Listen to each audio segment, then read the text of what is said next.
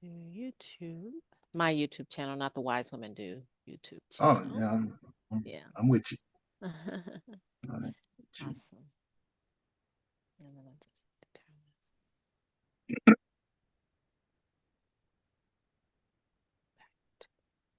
Awesome. All right. For this.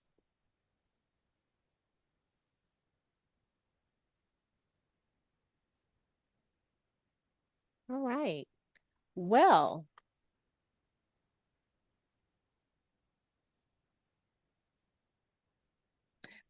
all right. Welcome, welcome, welcome to Wise Women Do, the Wise Women Do podcast interview series. I'm your host, Pamela McKinney, and we are produced by Linda J. Thomas. This is a space where we speak to business minded women and the men who support them.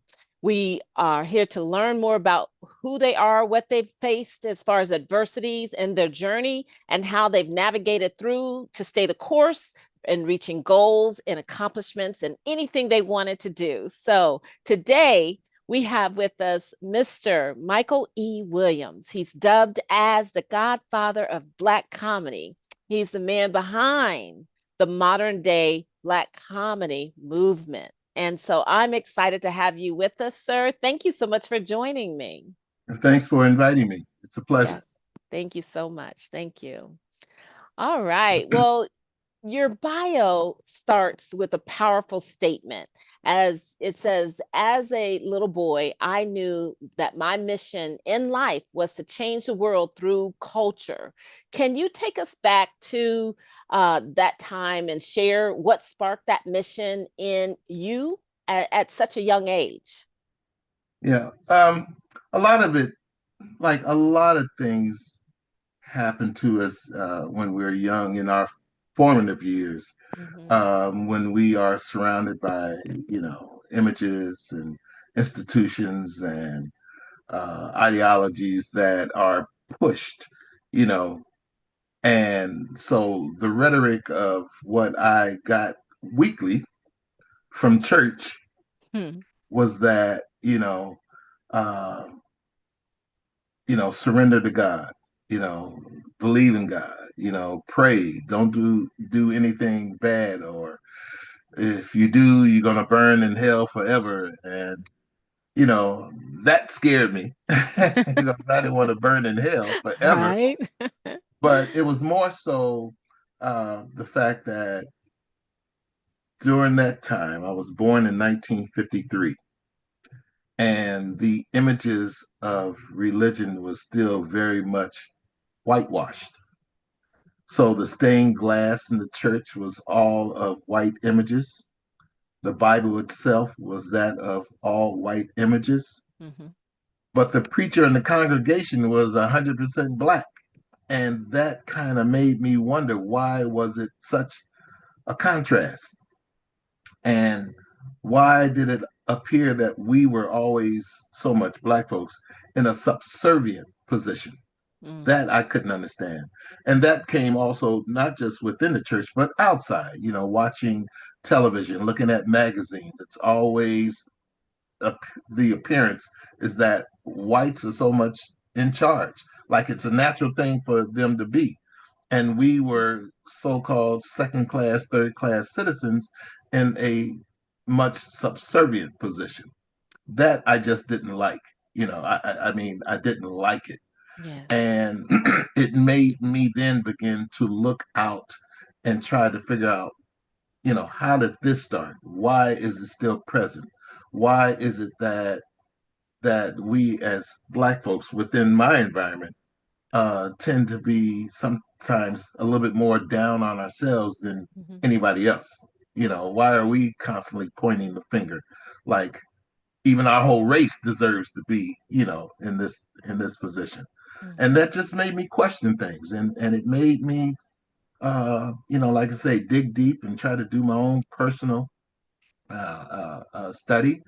And when I started, like I say, watching the television shows, Tarzan was one of those that made Hmm. me really not like, the position that I felt the race was in.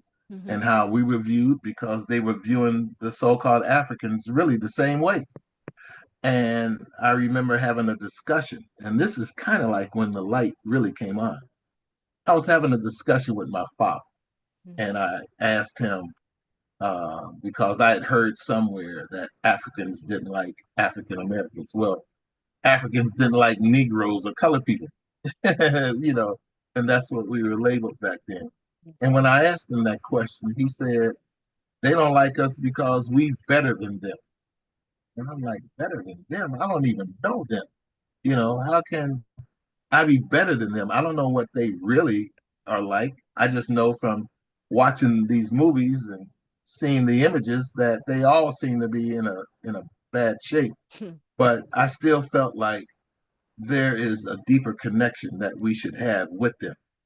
And that's when I really started to do a lot more study just on, the cultural aspect. As a little Yes. kid, back then it was the encyclopedias, and you dig through those, Life magazine, Geographic, National Geographic, Mm-hmm. and I could just see where I was beginning to understand how whitewashed everything was history, and how it influences us in the present day.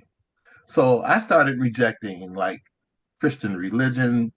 I wanted to be around, my people, those that spew the rhetoric of love and pride and blackness and power and love of family, love of just the entire race. And I got a lot of that more so from the Nation of Islam growing up.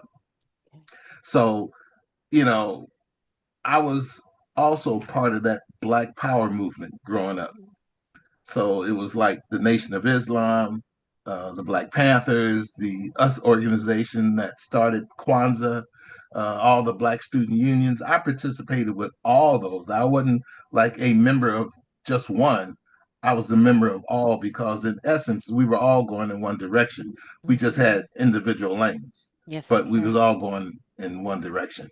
And so that just made me really love my people that much more. But I also realized, there's some things that we still just don't get, and some things that we still suffer from. And it wasn't until really as I got older, and actually I kind of found my way to what I started, which was the first Black comedy club, then chain of comedy clubs in the country, was that we didn't have an organized effort to simply say, I want to laugh tonight. Where can I go to laugh? Mm-hmm. And I realized that wasn't just me, it was my people, period, all across Yes. this country. So I'm kind of jumping, but I'm just saying that growing up, step after step after step, I realized I was going in a direction to service my people and to uplift us consciously, to just understand us better and to unite as much as possible, but also understand, that sometimes we do lack that love of race, and Mm-hmm. so I just felt like it was a duty of mine to help uplift. Now, I had no clue how I was going to do that, but that was part of my waking reality as I grew up. Sure. I always had to do something that's centered around our people. So I Mm-hmm. was involved with civil rights organizations. I was involved in organizations that were like Black philanthropy type organizations that were always doing different types of fundraisers for different events or companies that centered around just pushing blackness.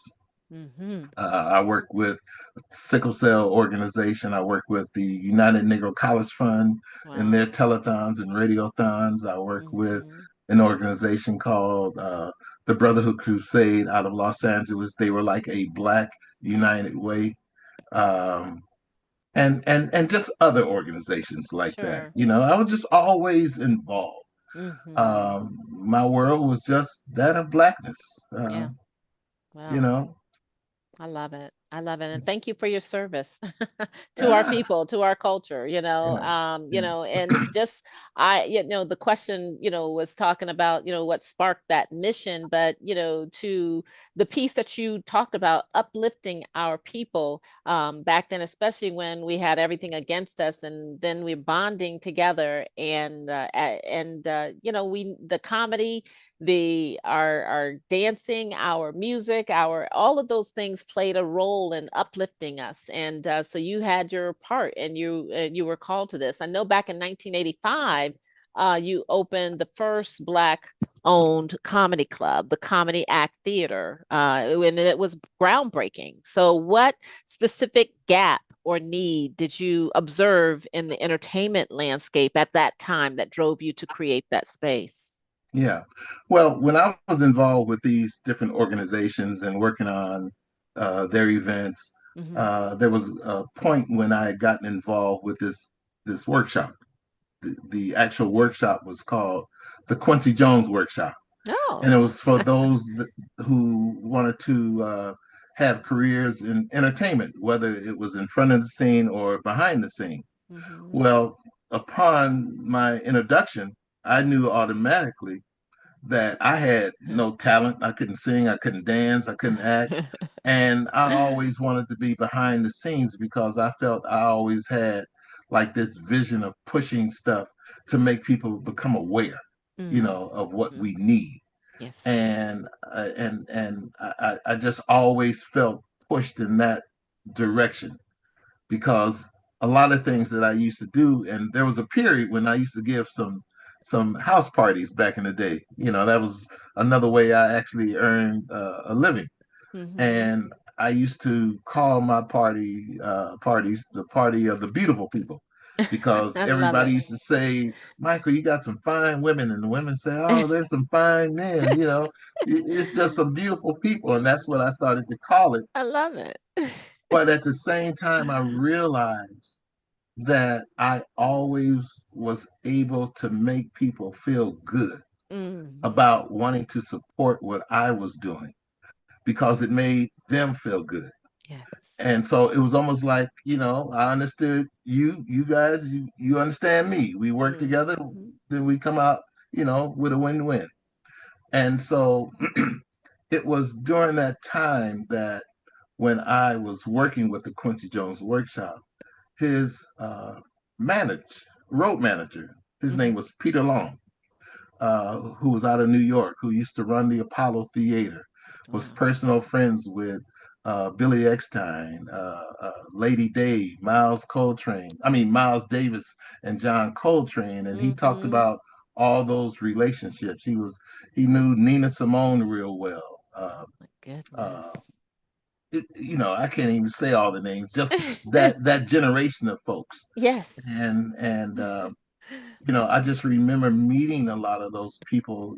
Basically, I was in awe of the greatness and the institution that was still being passed on, the knowledge that I was able to acquire while being in, just being in their presence. Mm-hmm. And and so it was during that time when I felt like my career was about to go. But then all of a sudden the rug got pulled out and I just felt kind of like depressed. I lost my car. I couldn't get a car for a minute. And I just felt like I was in a state where I needed to do something to lift my spirits. Mm-hmm. So I say I had the blues. I could have been depressed.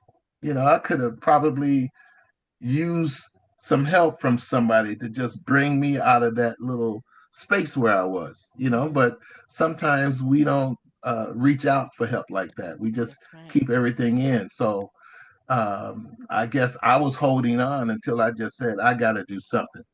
And that's when I said, I got to go somewhere and laugh. Mm-hmm. And when I said that, I said, I got to go to a comedy club. Mm-hmm. But the problem was, because I like everything black, there wasn't anything black in my community that was Uh-huh. black owned, that was just geared to push black laughter. And so I Yes. had to go to Hollywood, which is where the comedy clubs were, Mm-hmm. predominantly all white. So I went there. I walk in, I'm actually the first person there, and one by one, it's just white people just coming in, nobody black. And I realized when the show started, I was the lone black person in this club. Wow. And when, like I say, the show started, the host was a white guy, Hmm. and he introduced first comic who was white, and then later the next one, and the next one, and the next one, and the next one. They were all white guys, and yet none of them were funny. At least funny to me, Right. because I came there for a purpose, and Yeah. that was to have my spirits lifted. And they were taking me even further down. And I'm like, they got my money. They made me buy these drinks. I'm not getting my money's worth. This ain't Hmm. right. But I said, I'm still going to stick it out. I'm going to stay until I get my money's worth. Hmm. Well, finally, a black guy walks in. And I said, well, he's probably part of the audience. At least I got somebody that may can laugh with me if there's something funny. Maybe he might find something funny and I'll get it from him. But he kept walking and he went behind the stage. And I said, oh, maybe he's a comic. Hmm. This would be great. Well, he turned out to be the last comic of the evening. Hey. And he turned out to be the worst comic of Oh, the evening. goodness. But it was his last routine that caught my attention. Mm. And that's when he put on this robe and grabbed a book and he started acting like an old Baptist preacher. And I said, I grew up like this in the church. This would be great if it was all black. And in that moment, the light came on. That was March 1985. By August 85, I was in business, Oh and my the rest is goodness. history. Oh. Meaning, in that moment, I realized that I had found my purpose. I mean, Yes. I found my purpose in that moment Ah. because I said, if I need this, and I'm the only black person here, there has to be thousands, if not millions, of black people that need the same thing that I do, and I'm no different from any of us, across this country. So within 2 or 3 days, I started calling friends, family all across the country, asking them, what comedians do you know? What black comedy clubs do you go to? How often do you go to comedy clubs? And everybody was like, what are you talking about? Comedy clubs? What is that? Comedians? Oh, yeah, there's Richard Pryor, there's Red Fox, there's Moms Mabley, there's Flip Yes. Wilson, there's Rudy Ray Moore, and, a few others like that. And it was the same group of comedians that they named, you know. Hmm. Hmm. And the youngest of that group was Whoopi Goldberg and Eddie Murphy. So it was like maybe 10 that they named all across the country. And I'm like, but who else is there? And they're like, what do you mean who else is there? And nine and a half out of 10, they only knew these people as movie stars or game shows, back Hmm. then. Hmm. And and that was it. Television. Flip Yeah. Wilson had a show. Red Fox had a show. Yeah. Flip Wilson had his show, Yeah. and that was the extent. They never Yes. saw them live. A Yes. few people did, but the Hmm. majority did not. They knew they were comics, but nobody was directing us to go to comedy clubs to see these people. And it would be later I found out that these white clubs really weren't looking for black a black audience Mm. because they said they have their audience. So they're not trying to entertain somebody with the comedians that they have because the majority of their comedians are white. And so why do they need a black audience? And the black comedians that did come were told to either, not be so black, tone it down, Hmm. um, come back in maybe 6 weeks or 6 months and we'll try to get you on stage. And that was the frustration for those comics. They felt like they were handcuffed, they felt like they were not wanted. and appreciated and respected for what they felt they could bring to the table. And I learned that when I was in the process of developing my club. And that's when I said, when I held my first audition, I told everybody, for the most part, I really don't need to see you guys audition. I did audition the first two people out of 18, Mm-hmm. but then I stopped and I said, I really don't need to see you guys. What I want to do, I just want to tell you that I am building a home for you where you don't have to worry about being handcuffed coming into the room, being told, can you be, less black, or you can't say this and you can't say that. We're human like anybody else. Express yourself. And that's when they started to tell me their horror stories of what it was like trying to, be a legitimate comic. Mm-hmm. And it really wasn't until the opening night of the club. And I tell everybody this, you truly had to have been there to look at the faces of everybody in the room, both the audience and the comedians. It was almost like they were meeting aliens from another planet. Like I've never seen these people before. Wow. So collectively, we were hearing for the first time the comedic black voice, and then the comedic black voice was hearing collectively the laughter of black voices. Mm-hmm. And so those two came together, and that very first night they recognized without saying a word, I'm in love with you, I want to marry you, and there's no divorce. And that Never. was the beginning, and that was the Yes. beginning Oh, of the explosion of the black comedy movement. wow. Wow. Such a story. My goodness. I love that. I love it. And your description really does answer all, my third question here. But the only part I guess I'll add on to what you just said is in opening that club, did you realize the movement that you ignited? Really? The movement. Yeah, well, I'm gonna say kind of like yes and no. Hmm. In the back of my head, again, when I recognized in the moment that I was gonna make this come to life, Yes. that's when I said I found my purpose. Now I know what I'm supposed to be doing. It was Mm. almost like the ancestors telling me, I told you a long time ago, you just couldn't put it together yet. You had Yes, to get a little yes. older, but now you get it. And I got it. Oh, mm, And all I did was pursue it, yes, sir. with all my energy, with all my might, to make people understand that they actually needed They an needed outlet. it. Yes. And when I first started telling people what I was doing, some would say, "Oh, okay, that sounds pretty cool. Oh, that sounds good. I've never been to a comedy club." And then other people said, "Oh man, black comedy ain't gonna work. Nobody goes to see stuff like that." But yet they kept fueling my drive to Yeah. make it happen. It's like Yes. I gotta make a believer out of these folks. Wow. You know, I gotta I actually gotta get them to submit to my will because I had to push it. I mean, in order to have anything successful that you believe in, you really have to have the passion and the drive to make it come to life.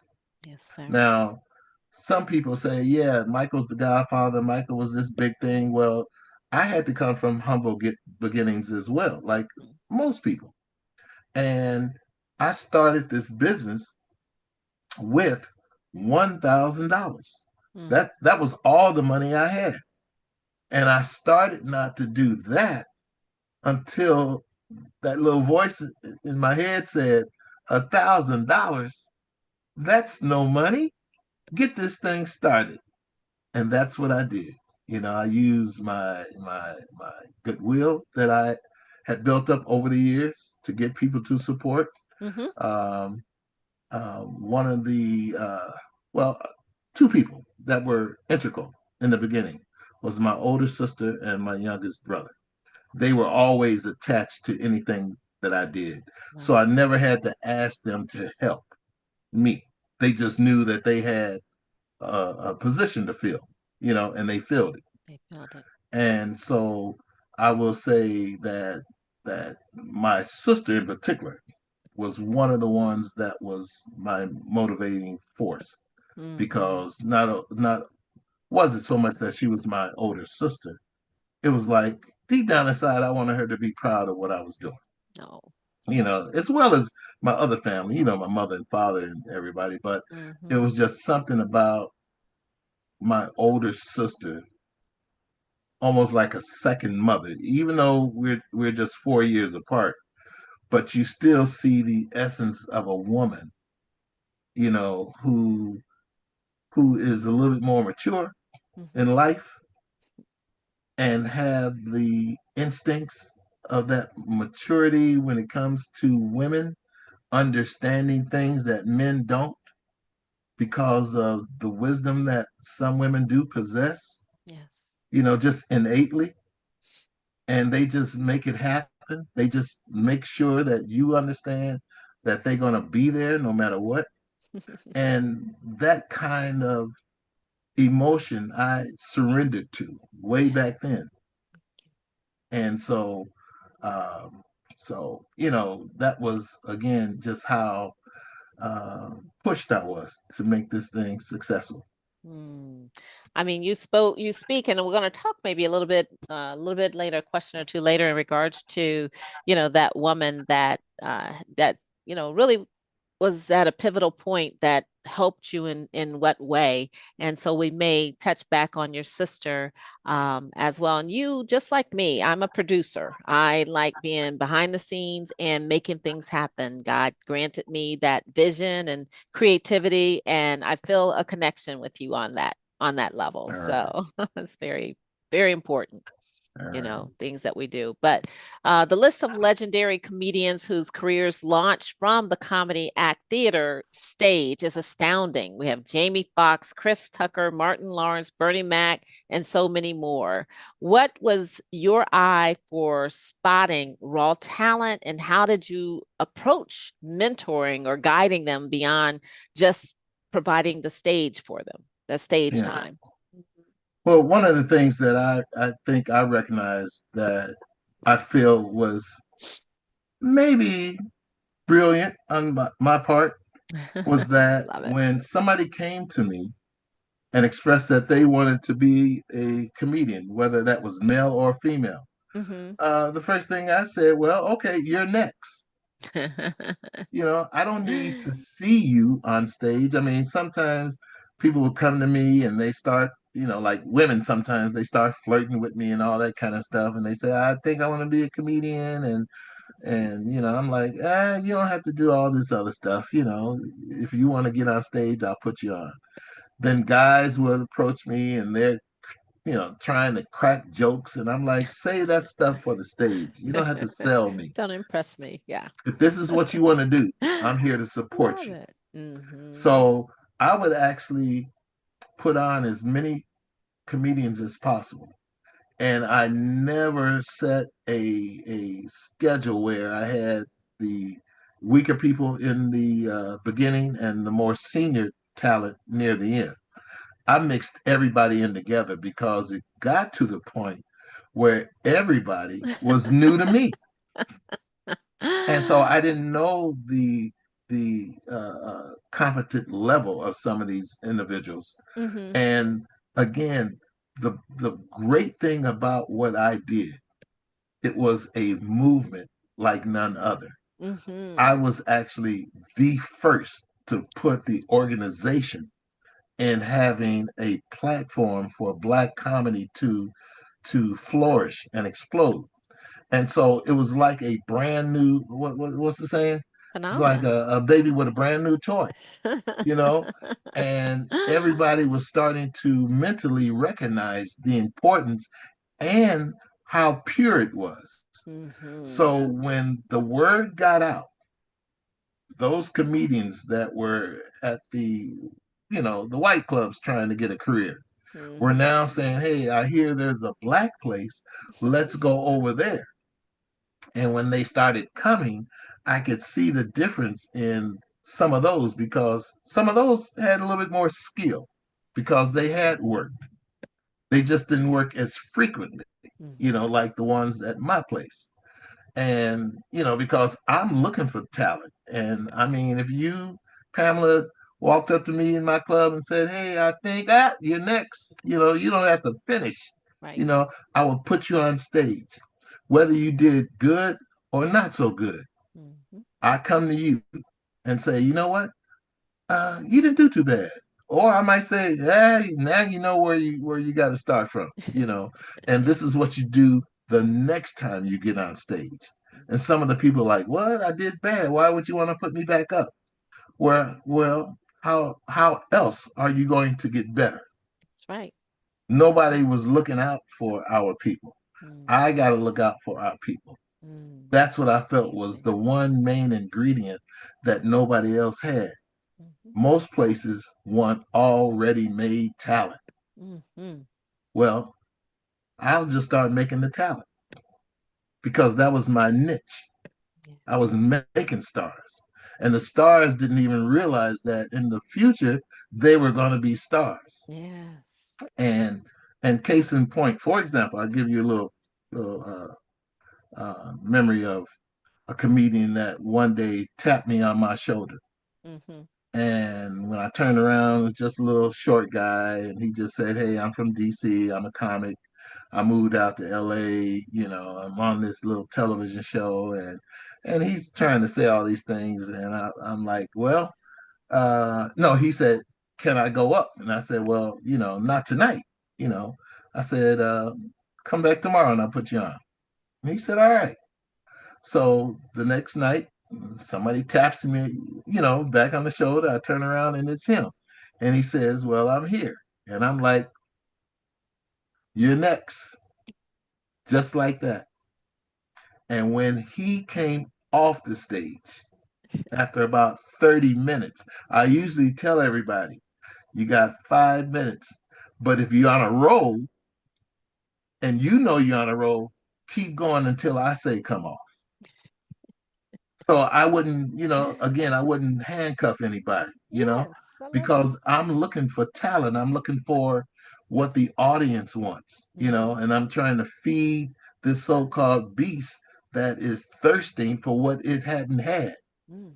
And so when the guy came off, he basically walked up to me to ask how he did.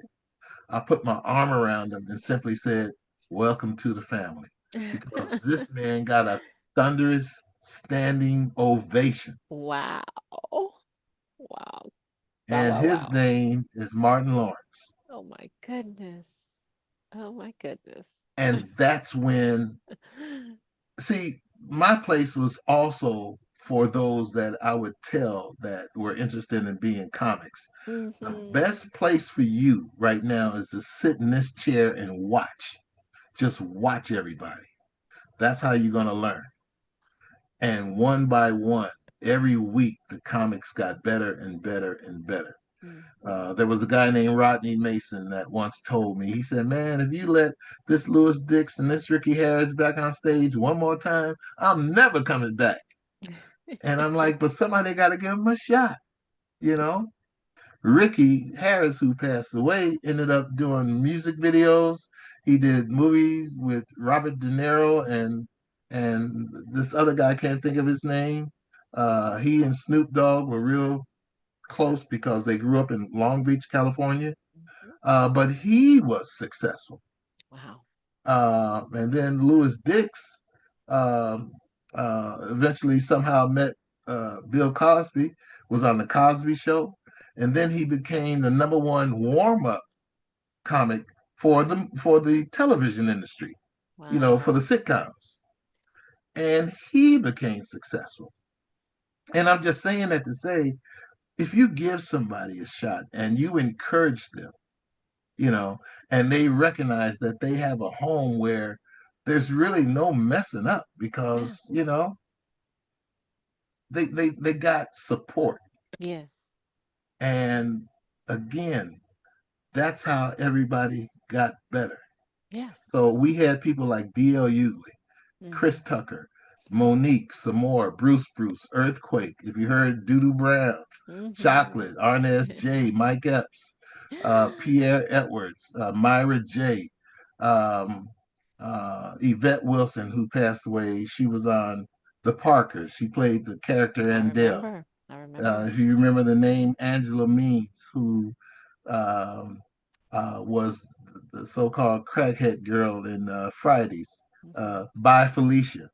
She came out of my club. She started as a waitress in Atlanta, Wow. and just so many others. I can't even think of everybody, but the Mhm. Wayans brothers, Keenan, Damon, Robert Townsend, Sinbad, Arsenio used to come and perform. Eddie Murphy came and performed. Mhm. Um, Whoopi Goldberg.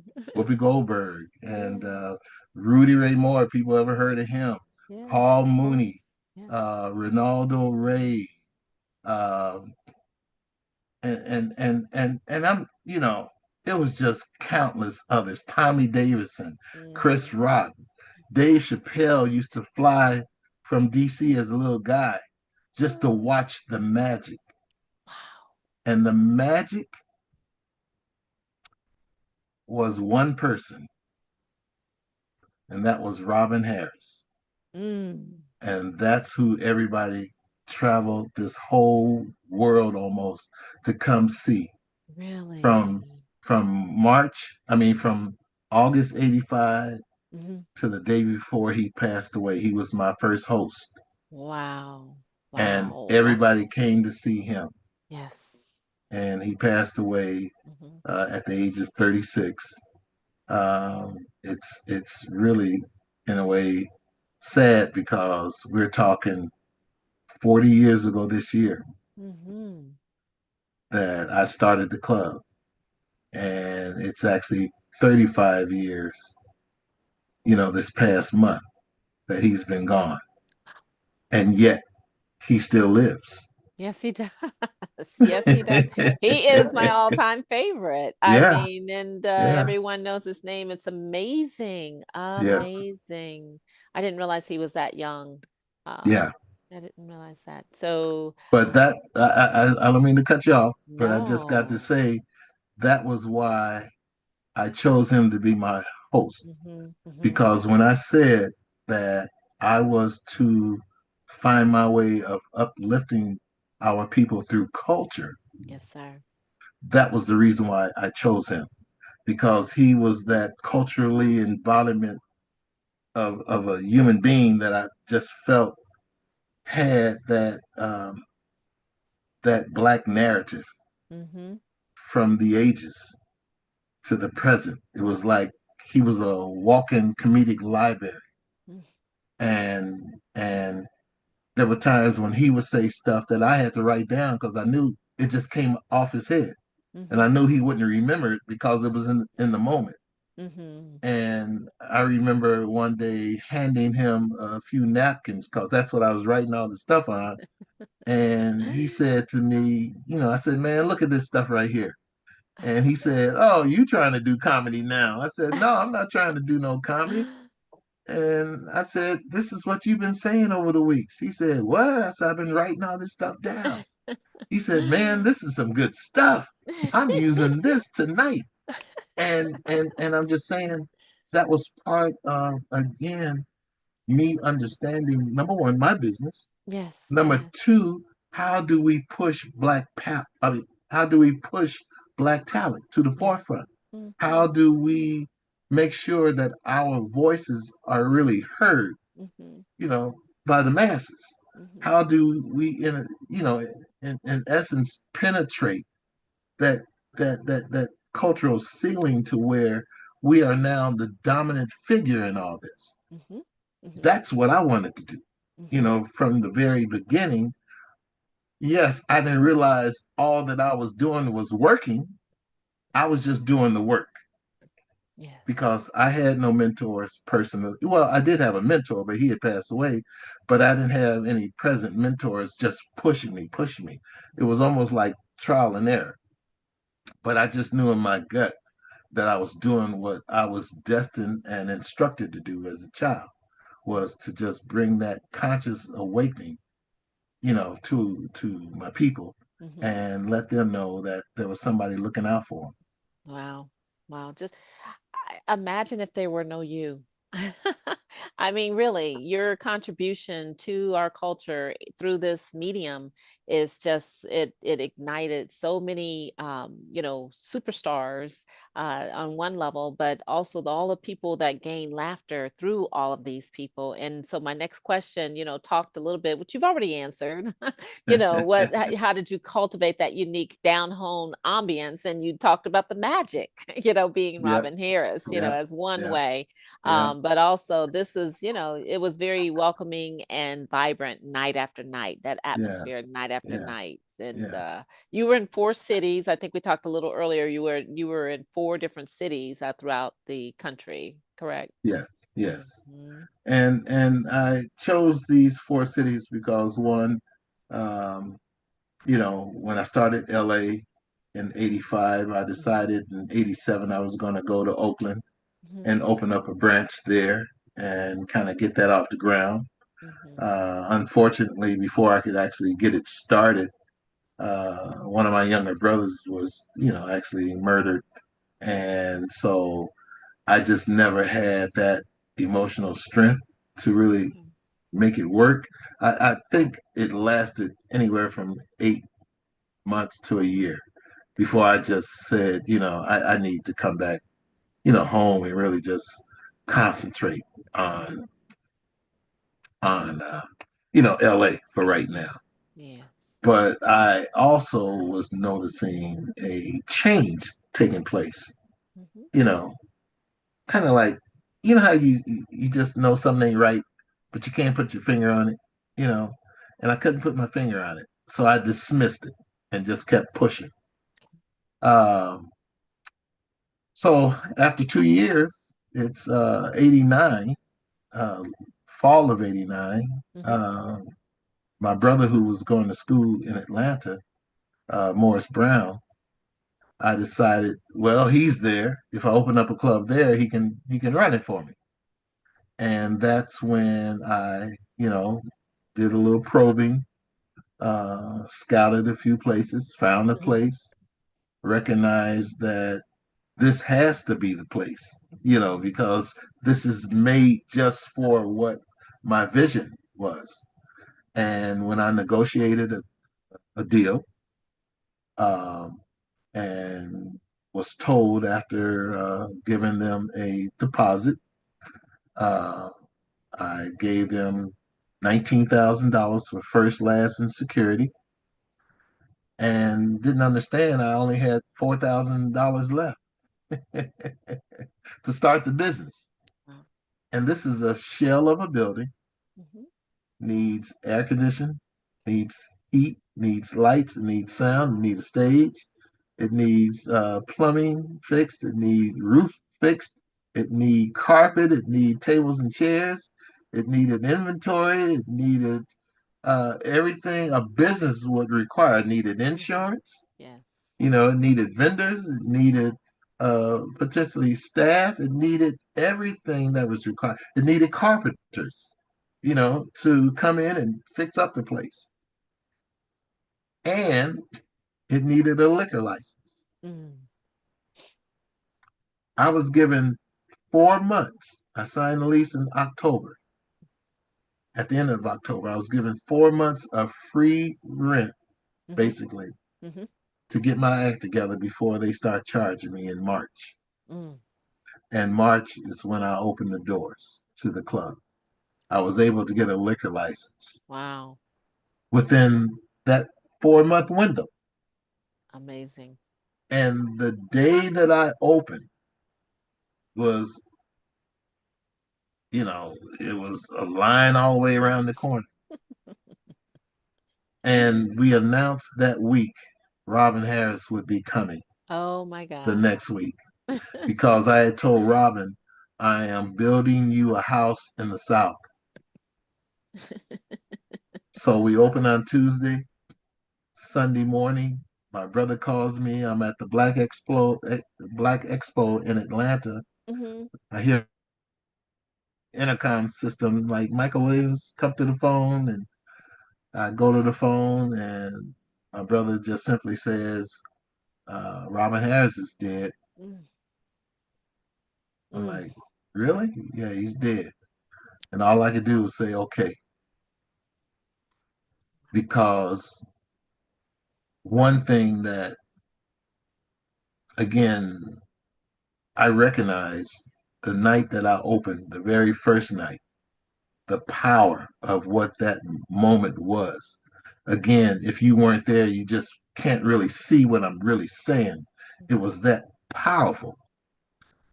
But on my way home that night, I felt like my relationship with Robin Harris wasn't going to last.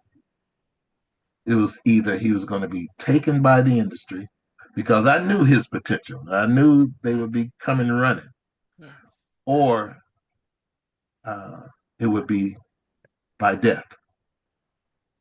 So when my brother told me he had passed, I'm like, damn, did I kill him? You know, am I the one that spoke it? Like Yeah. either they're gonna take him or he's gonna die. Right, right. And so that made me, Mm, like, what did I do? But at the same time, I knew I had to keep pushing forward because now somebody who had touched so many people was gone. mhm, And his absence put a hole in my business in Atlanta.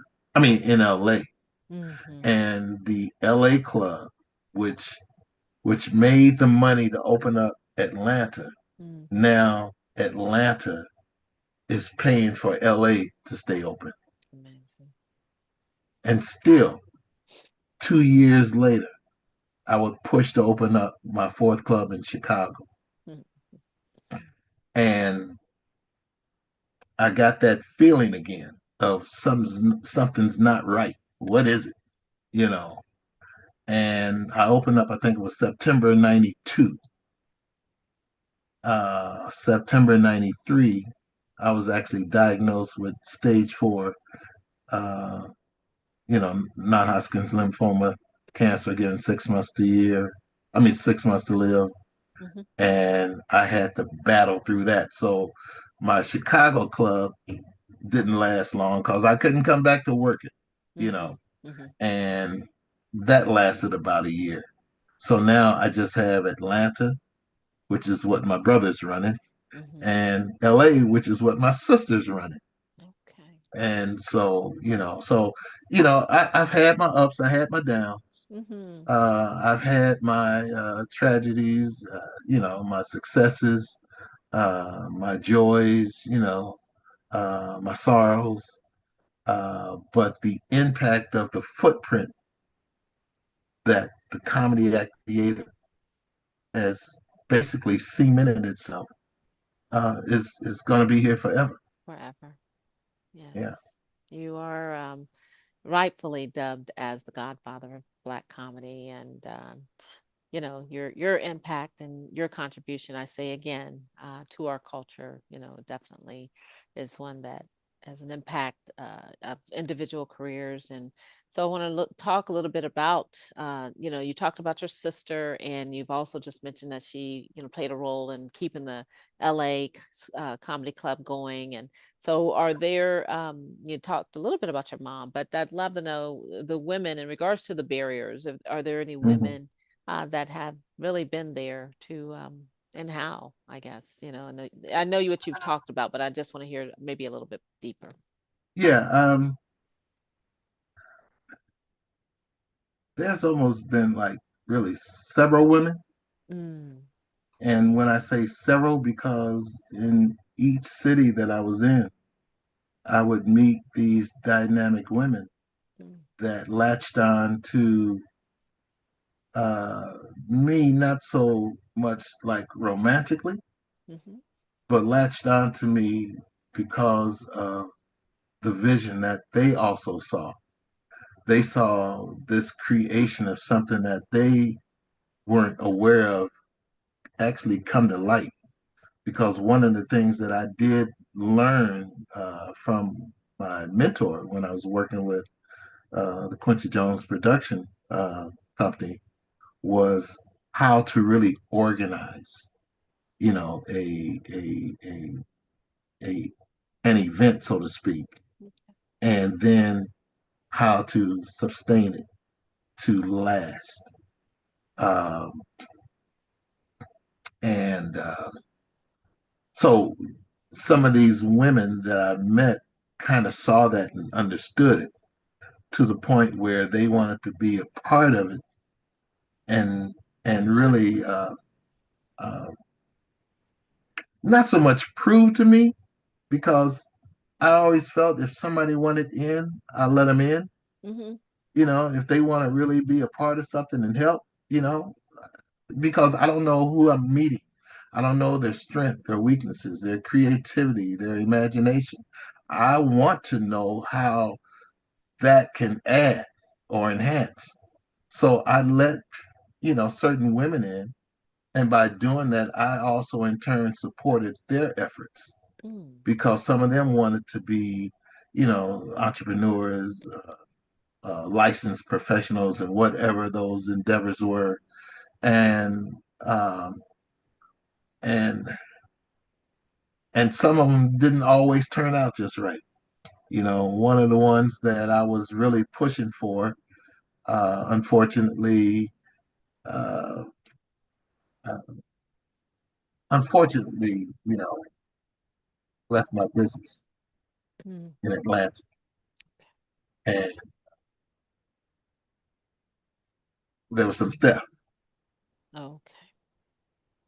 I forgave her years later, because it's like, why be mad forever? You know, Yes. it's not going to do anybody any good. But I always wanted to still support her in whatever she did. Okay. So it's situations like that that I felt was one of my strengths. Because again, anytime somebody comes to me um, and says, "Hey, I want to help you," well, I want to help you too.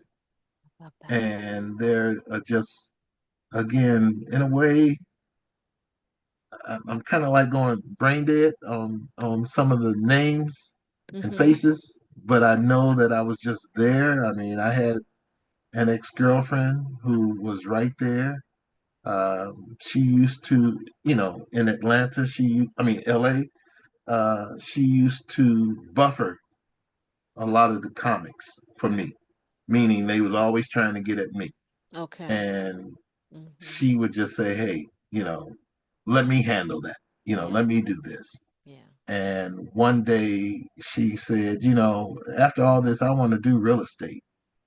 And so I'm like, all right, what you want me to do? I got to get a license. I got to go to school. How much is that going to cost? Mm-hmm. And, I did my part. Yes. She's a successful real estate, you know, entrepreneur right now. Mm-hmm. So I'm just saying, when they come in and they support, I try to support because again, um, as you know, professional women are really no nonsense. Mm-hmm. They take care of business. Yes. And that's one of the things that I recognized in a lot of these women. They just simply took care of business. Yeah. And that's not to say men don't, Mm-hmm. but you know as well as I do, women can really take care of business. You know, I agree. I yeah, agree. Well, I love that you recognize that. I love that you honored that and you gave back in ways that they needed as well. We need each other, So yeah. kudos to you. What But would you? but but Yes. but but I have to add though, Mm-hmm. um, when I ended up getting sick, Yes. this is when everybody else had to step up, and this is where really my sister and my mother stepped in because it got to the point where I could not work my business.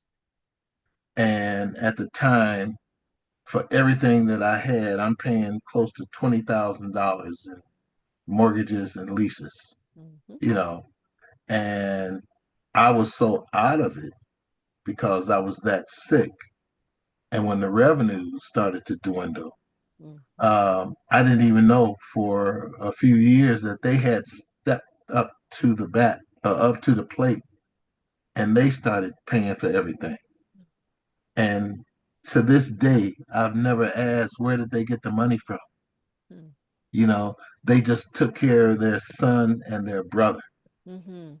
Made it Again, happen. they just made it happen. That's right. And so when I recognize that not only are they my biological family, they are still Black women who understand that business still needs to be taken care of. Mm.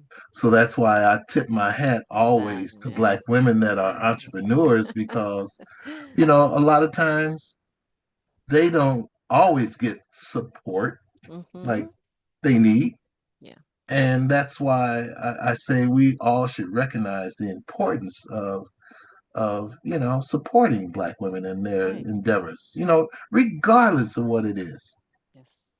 Help them Mm-hmm. because you guys are always quick to help us. Who turns around to help you? As passionate and And giving yeah, as we yeah. are. You need that too. Mm-hmm. You know, Yes, sir. Yes, sir. Wow. yeah, So, what specific needs or gaps in the current industry for Black comedians, would you kind of cite, and maybe what helped you to launch the new Comedy Act Planet initiative? Tell us more about that. yeah. Well, one of the things that I recognize is that no matter what, you know, at this point, Hmm. comedy is going to keep evolving Hmm. because what I didn't have, they now have. Meaning, by the time I started my club in '85, there was still no social media. There was no Hmm. YouTube. There was no what? None of the stuff that they have access to watch this stuff at will. Hmm. And so, uh, one of my nieces, who graduated from elementary school in 2000, and I think it was 4 or 5, something like that. Okay. Uh, when the little kids were getting their little diplomas out of the fifth grade, going to the sixth, Okay. this first little boy said, I want to be a fireman and a comedian, and everybody hit the floor laughing because who says they want to be a comedian? Right. And so, I mean, the laughter was really intense. And then later on, another little boy said, I want to be a football player and a comedian. And that's Wow. when I said, oh, what have I done? I've penetrated a generation from the Wow. endeavors of what they saw, and then they want to do what they saw. And those individuals, like my niece now is 31. She'll be 31. So I'm saying generations, Yes. generations are going Yes. to keep doing this because they're going to keep watching their predecessors. And so for me, that legacy of starting something, knowing that I've awakened an opportunity for folks to find a lane in life to Yes. explore, pursue and perfect more than anything is part of the legacy that I feel. And I still want to help guide that legacy as much as I can. Mm-hmm. So I'm hoping in a few years, I mean, hopefully within the next year and a half to two, Okay. that I'm going to be able to really show the evolution of Black comedy from when I started Mm-hmm. to Mm. where it can now go and become international, or shall I say global, Mm-hmm. Mm-hmm. with the understanding that and I'm not trying to, how can I say it? I'm not trying to sound a little racist and all that kind of stuff, but everybody looks out for their race. We should look out for ours. Somebody said, Michael, you shouldn't be like that.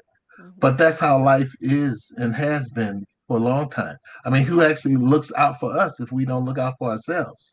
Amen. And so I want to penetrate the psyche of our people to let them know that we are evolving to the level where each generation, as it always is, wakes up a little bit more to the potential of what is possible. Hmm. And so I want to be able to know that soon that Black comedy has gotten to the point where it will continue to evolve. Hmm. It will continue to showcase and bring forth those dominant Black minds because that's what I'm going to be pushing for. Writing skills, performing skills, producing skills, because it will just not be talent. It will be the talent, behind the talent Yes, pushing. yes, yes, yes, So yes. that's what I'm looking at. Again, it's an industry now. There are professional casting agents, producers, directors, Hmm. line producers, all those things that are directly affected by the fact that I started, Hmm. this industry. Yes. I don't know if you know who Tasha Smith is, but Actress, actor. yeah, well, she Hmm. was a comedian first. Oh. She was an identical twin sister when I met her in Hmm. LA. Hmm. And then she, being all loud and crazy all the time, found her way because, in essence, she had it and didn't know it, Mm. but eventually got the nerve to do it, Hmm. and it paid off. I love it. It paid off. So I'm just saying, these are the things that excite me still. These are the passions that I still look to pursue. And I'm just looking for a brighter future for really us all, Yes. in the field of business and entertainment, because again, Hmm. it's not just about those that are on stage, it's about Hmm. those that are behind the stage. Hmm. Yes, I it mean, is. yeah, managers, accountants, lawyers, Hmm. Hmm. um, all have a chance to participate. Amazing. So is that the vision of Comedy Act Planet? What you just described, because you're very good at answering the question that I'm gonna ask next, and you got it all encapsulated, and I love it. But the evolution of the legacy, is that what Comedy Act Planet is? That's Well, the vision. that's one of them, but visually, uh, I'm working currently on a history book of the Oh, Comedy Act Theater. okay. Uh, Out of that, I don't know if I need an NDA or well, I'm looking to capitalize on everything that would come from that movie, yeah, sitcom, I love it. documentary. Yeah, Yeah, you because own the still IP the of story this. still has to be told. This story has to And be told. Yeah. and whereas there's been other documentaries on Black comedy, and I've Hmm. been on some of those, Hmm. but my story really hasn't been told Oh my by goodness. me. Okay. Yeah. Well, I have a connection I'm thinking of that I think might help you in that area that I'm going to check into after we're done. Um, Okay. I am, a person of, and that's my passion, is to help support others to reach their dreams as well. So we really are in the same lane in some ways, and I'm just adoring you. So. Oh, thank you. Thank you. Thank you. So, as a Thank you. visionary entrepreneur who truly built something unique and culturally significant from the ground up, what is the one core piece of wisdom you would offer other aspiring entrepreneurs, particularly those aiming to make a lasting cultural impact? Um, I would say for those that are really serious about entering into really any endeavor in life, Hmm. uh, be passionate, be dedicated, be disciplined, be determined, because those main ingredients is what is going to propel you, you know, to navigate through, the murky waters that we all have to, put our feet in. Mm-hmm. But if it's your love and you could see it, because something I didn't mention early was that uh, I used to have these little dreams of seeing myself on stage singing in front of thousands of people. And what got me was I Oh. can't even sing in my dreams. Why do I see me on stage singing? But I can never see my face. All I saw was the back of me. Okay. When one day it came to me that I was looking at what I was doing, I was creating a relationship between that person on stage and the audience. And I was enjoying basically the relationship between them. And that's part of what, again, helped me realize I was in the right direction all this time. So if we do dream, and I have no reason to say we shouldn't, try to exercise on some of these dreams we have Right. because we wonder, what did that mean? Well, sometimes you need to really analyze it because dreams can come true They can. if you figure it out. And so I just in part would just say, look at your highest potential in life and try to exceed that. you Mm-hmm. know, Try to go a little bit further beyond, because one of the things that I always tell the comedians, you know, if you're going to be dominant, you got to perfect the craft.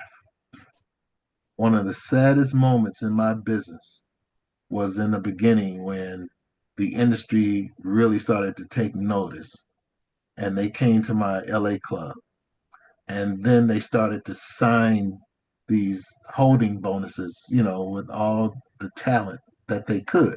Mm. And it was like a little bidding war going on. Wow. But when they said, I want you to read this script for this audition, they didn't know how to do that. So they were never ready. You know what I'm Right. saying? They That word. weren't ready to be ready That's because they right. never got to be ready, because they never knew that one day they would put themselves in a position to actually be handed something and say, you know, you must be a professional. So here, you got this. Mm-hmm. But they weren't a professional, not yet, Mm-hmm. Mm-hmm. because they mentally hadn't prepared themselves, because they probably never knew that they would get to that point. Yes. But now they are there. Right. And so I'm saying that there was a lot of missed opportunities because they hadn't, prepared themselves for Mm. that. So Wow. I'm saying, if you're going to be in this business, this is a global competition now. Mm-hmm. Mm-hmm. It used to be where every black kid, in America was basically competing against each other, for a spot on the squad. Mm-hmm. Now that spot is not just for you and everybody that looks like you. It's for anybody who wants that spot, that's coming from all over the world, saying, you know what? Um, I've dedicated myself to this. Matter of fact, I learned from you guys. And now I've disciplined myself enough to where I'm knocking on the door saying, hey, I'm just as good as them. Matter of fact, I'm a little better because I'm not taking it for granted. I studied, I disciplined myself, I dedicated time. And that's why I say, you know, if there's anything I can impart right now, is that we got to recognize we're not just here by ourselves. It's a global competition going on. Amen. Yeah, Amen. That was a great piece of advice. That you gotta get ready, be ready, and you gotta stay ready. So right, great, great, right, great right. advice. So, where would you like our audience, our listening audience, to find you, or to, what to just kind of stay connected? Or, we're going to definitely update our video as we launch this interview. We launch live officially May 1st. So by then you may have something you want to add in there, which we will. But what would you like to, if anyone wants to connect with you, give us your website or whatever you'd like to Yeah, provide. well, they could find me at comedyactplanet.com, Okay. or they could find me at Comedy Act Planet on Instagram, Mm-hmm. Michael E. Williams on Facebook, Okay. and and that's about it. That's wonderful. Wonderful. And or if they just reach out to you, Absolutely. you can Absolutely. tell them. Yeah, Please. Well, yeah, this has been phenomenal. I've thoroughly enjoyed talking with you and learning more about your background and just all of the things you pioneered for our culture and really started and ignited from the innate person that you were in just that curiosity as to why are our people not given the respect we deserve and as far as what we bring to the table and just right, respect right, one of right. my favorite quotes very simply is human beings being human, and it just Mm, seems like we don't, as deep as those four words are, it just seems like the hardest thing to just show humanity and empathy in people, and it's just amazing that how what the future may or may not hold. So it's a very pivotal time for our culture to understand that. And I just thank okay. you. All right. Well, Thank I you. thank you once again for the opportunity to Yes, speak to your audience, and hopefully there was something that I imparted onto them that could help them, or if nothing else, just have the conversation to share my story, if nothing else. absolutely. Well, thank you once again. And from Linda J. Thomas, our producer, myself, Pamela McKinney, as host of Wise Women Do, we are just excited. And thank you for being a part of our launch. So Okay. thank you, sir. All right. Well, All thank right. you. All right. Thank you. Take All care. right. All right. Bye.